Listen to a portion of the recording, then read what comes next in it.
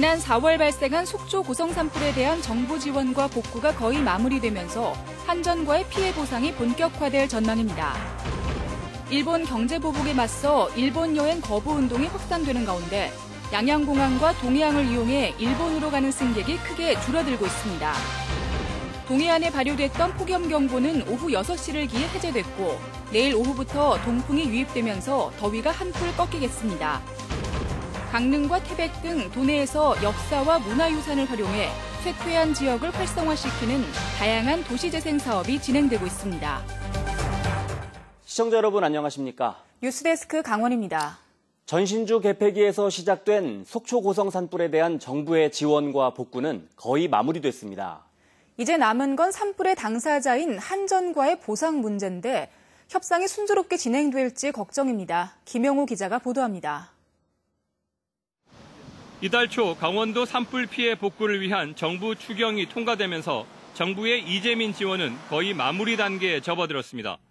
특히 산불 피해 지원 근거가 없어 국민 성금만 최대 4,500만 원까지 받았던 중소상공인들에게 정부 지원금 305억 원이 지원돼 소상공인 시장진흥공단이 집행할 예정입니다. 문제는 앞으로 진행될 한전과의 피해 보상 협의입니다. 속초 고성에서 현재까지 손해사정인 조사를 신청한 1,500여 명 가운데 80%는 1차 조사가 끝났습니다. 오는 11일 주택과 중소상공인 이재민들에게 피해 조사 결과가 개별적으로 전달됩니다. 이후 일주일 동안 이의 신청 기간을 거쳐 피해 보상률을 결정하는 절차에 돌입합니다. 실사는 일단 끝났고요. 강원도하고 고성군 그리고 고성 비대위 한전이 추천하는 그 법조인 전문가를 중심으로 해가지고 6인의 특별심의체를 다음 주나 아니면 다다음 주에 출범할 예정입니다. 하지만 고성군 비대위가 내부적으로 주택과 중소상공인의 보상 비율에서 이견을 보이고 있어 협상이 쉽지 않을 전망입니다. 피해 실사 결과를 수용하지 않으면 개별 소송 등으로 보상이 늦어질 수 있습니다. 소외계층에 대해서 좀 비율이 좀 더 갈 수 있는 방법은 없는지 이런 거를 다각도로 좀 검토할 때가 아닌가 하는 생각이 좀 들어요. 한전 측은 보상협의회와는 별도로 신청이 들어오는 대로 다음 달까지 피해 조사는 계속하겠다고 밝혔습니다. MBC 뉴스 김영호입니다. 일본의 수출 규제에 맞서 일본 여행 거부 운동이 확산되고 있습니다. 양양과 동해에서 일본으로 가는 여객기와 여객선의 승객이 이달 들어 눈에 띄게 줄었습니다. 황병춘 기자입니다. 양양과 일본 기타 큐슈를 운항하는 코리아 익스프레스예요. 화요일과 금요일, 일요일에 50인승 여객기가 정기적으로 오갑니다. 일본 여행 거부 운동이 확산되면서 승객 감소 움직임이 뚜렷해졌습니다. 지난 2일은 8명, 4일은 12명, 6일에는 2명, 오늘은 5명으로 한 자릿수로 급감했습니다. 평상시 60%를 유지하던 탑승률은 휴가철을 맞았지만 오히려 20%대로 뚝 떨어졌습니다. 얼어붙은 한일 관계가 풀리지 않는다면 추석 연휴마저 기대할 수 없는 실정입니다. 노선 자체가 일본에 최적화된 그런 소형회사라 이 사태가 빨리 안 끝나게 되면 진정이 안 되면 저희가 참 매우 지금 어려운 상황 같습니다. 동해안과 일본 사카이 미나토를 오가는 DBS 크루즈도 승객 감소가 두드러졌습니다. 휴가철 한 항차 400여 명이던 승객은 이달 들어 100명 안팎에 불과합니다. 일본을 오가는 항공사와 선사는 운항 노선을 쉽게 바꿀 수도 없고 모객 활동도 조심스러운 분위기여서 고민은 깊어가고 있습니다. MBC 뉴스 황병춘입니다. 동해안에 발효됐던 폭염경보는 오후 6시를 기해 해제됐고 내일부턴 더위가 한풀 꺾이겠습니다. 오늘 낮 최고 기온은 고성 현내 34.9도, 강릉 34.5도, 속초 33.9도, 삼척 32.2도, 태백 31.6도를 기록했습니다. 내일 동해안 낮 최고 기온은 29에서 32도로 오늘보다 1, 2도가량 낮겠습니다. 시멘트 부원료로 일본에서 수입하는 석탄재에 대한 통관 절차가 강화됩니다. 환경부는 일본 석탄재에 대해 분기별로 방사능 검사 성적서와 중금속 성분 분석서를 점검해 왔지만 앞으로는 통관되는 모든 건에 대해 조사해 문제가 발견되면 조치하겠다고 밝혔습니다. 또 시멘트 업계 발전사와 함께 협의체를 구성해 국내 석탄재 활용 방안과 석탄재 대체재 발굴도 추진하겠다고 덧붙였습니다. 한편 환경단체들은 정부 대책이 미흡하다며 국내 석탄재보다 중금속 성분이 많은 일본 석탄재 수입을 전면 금지할 것을 요구하고 있습니다. 강릉과 태백, 춘천에서 문화적 도시재생 사업이 활발히 진행되고 있습니다. 역사와 문화유산을 활용해 쇠퇴한 지역을 활성화시키는 다양한 사업이 추진되고 있습니다. 홍한표 기자가 보도합니다. 석탄산업 전성기인 1970년대 탄광촌 모습이 고스란히 남아있습니다. 겉보기에는 낡고 허름하지만 건물 안에는 탄광의 역사와 문화를 접목한 다양한 전시 공간이 펼쳐집니다. 현대적인 감각을 좀 되살려가지고 우리 그 철암 문화 예술에 대한 어떤 그 가치가 이 안에도 많이 녹아 있구나 하는 걸 좀 느꼈고요. 침체된 폐광 지역을 살리기 위해 철암 탄광 역사촌과 쇠바옥골 문화정터 등과 연계하는 문화적 도시재생 사업에 나서고 있습니다.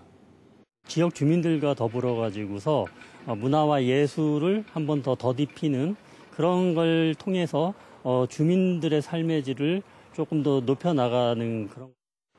문화적 도시재생 사업으로 철암 저탄장 탐방 체험과 탄광촌을 주제로 한 전시회와 다양한 공연도 진행됩니다. 문화적 도시재생은 주민들의 문화예술적 역량을 강화시켜 공간 디자인에 접목하는 도시재생 사업입니다. 유휴 공간에 주민들이 모일 수 있는 문화와 예술적인 프로그램을 통해서 함께 주민들의 자치 역량을 키우는 그런 사업입니다. 문화적 도시재생은 강릉 서부시장과 춘천 약사동 일대에서도 진행되고 있습니다. 강릉시는 쇠퇴해 가던 서부시장 일대에 문화적 색채를 입히는 작업을 진행 중입니다. 서부시장 일대 환경을 개선하고 도시계획 도로 개설과 빈 점포 매입에도 나서고 있습니다. 역사와 문화를 기반으로 하는 쇠퇴 지역 도시재생 사업이 성공을 거둘 수 있을지 주목되고 있습니다. MBC 뉴스 홍한표입니다. 아파트 임대 사업자의 부도로 전세 보증금을 돌려받지 못하는 피해가 태백과 원주를 포함해 전국에서 잇따르고 있습니다. 자금난을 이유로 전세금을 돌려주지 않고 있는 아파트 임대업체는 과연 얼마를 투자해 얼마나 벌었는지 추정해봤습니다. 김진아 기자입니다. H사는 지난 2012년 한국토지신탁으로부터 원주 청솔아파트 2,000여 세대를 한 채당 평균 7천만 원에 사들였습니다. 큰 목돈 없이 세대당 잡혀있는 근저당 2,500여만 원과 전세보증금 4, 5천만 원을 그대로 승계한 것으로 보입니다. 이 가운데 1,500세대는 평균 1억 원에 되팔아 한 채당 3천만 원씩 450억 원의 시세 차익을 거둔 것으로 추정됩니다. 그때 임차인이나 이제 개인한테 팔 때는 9,842만 원에 거래를 시작했죠. 저희도 처음에 가격 봤을 때 너무 높지 않냐 했는데 이제 자기네들이 물건이 많으니까 자기네들이 이제 가격을 만들 수 있다고 하면서 이제 그렇게 팔았죠. 팔리지 않은 세대는 전세 보증금을 대폭 올렸습니다.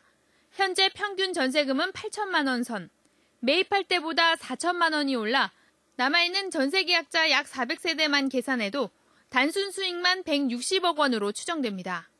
물론 이와 관련한 세금 등 부대 비용이 들었겠지만 임대사업자로 등록한 뒤 270여 세대는 세금 감면 혜택까지 받고 있습니다. 거기다 쓴 이익을 차리고서 한 푼도 손에 안 보려고 하는 거에 대해서는 뭐 말도 안 되고 터무니도 없다고 생각을 해요. 도둑놈들이죠. 수백억 원의 시세 차익을 누린 임대업체가 불과 몇 년 만에 자금난을 운운하며 집 없는 서민들에게 피해를 전가한다는 지적이 나오지만 임대업체의 자금 상황을 투명하게 들여다볼 방법은 없습니다. MBC 뉴스 김진아입니다.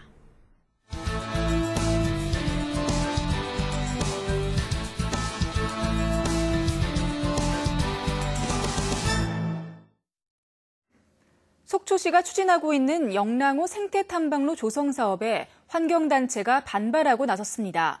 속초 고성양양환경운동연합은 성명을 내고 영랑호 목교 설치는 생태 환경과 경관을 훼손할 수 있으며 영랑호는 현재도 휴식공원으로서 충분한 기반 시설을 갖추고 있다며 개발 사업 철회를 요구했습니다.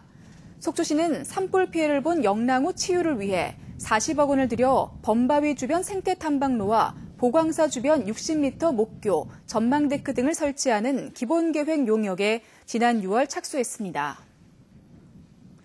삼척시 당저지구 행복주택이 대부분 청년 주거 취약층에 임대 공급됩니다. 삼척시는 토지주택공사와 공동으로 건립하는 당저지구 행복주택 130세대 가운데 대학생 71세대, 청년층 19세대, 신혼부부 7세대에 공급하고 고령자와 주거수급자에게 각각 10세대를 임대할 예정입니다.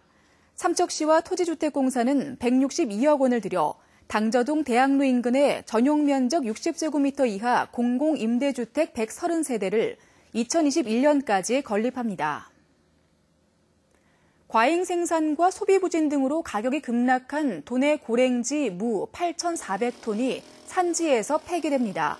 강원도는 수급 안정화를 위해 국비와 도비 등 4억 5천만 원을 투입해 채소 가격 안정제 사업에 참여하는 계약재배 농가에서 출하 예정인 무 2,900톤을 오는 14일까지 폐기할 계획입니다.